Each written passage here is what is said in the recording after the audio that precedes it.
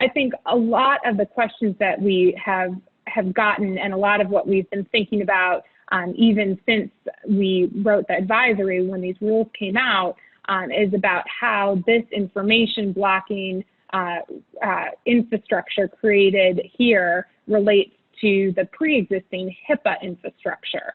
Can you talk a little bit about some of the connections between the information blocking rule and HIPAA?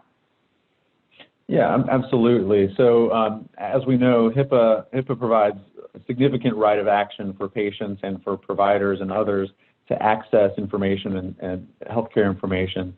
And what's really important to remember is that these rules, both interoperability rule and the information blocking rule as well, they don't change HIPAA, they don't amend HIPAA, and they don't create any new independent rights to access that protected health information, or PHI, as it's known under HIPAA.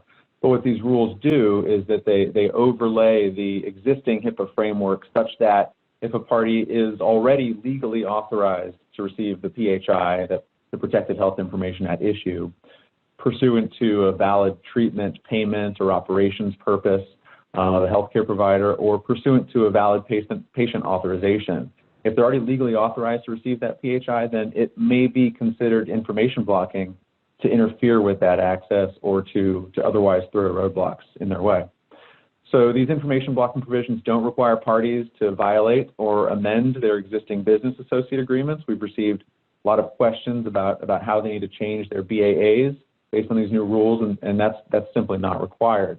But this is a good opportunity to review, to take another look at your business associate agreements and see how it may be helpful to tweak them to help them better fit within the framework of these new rules.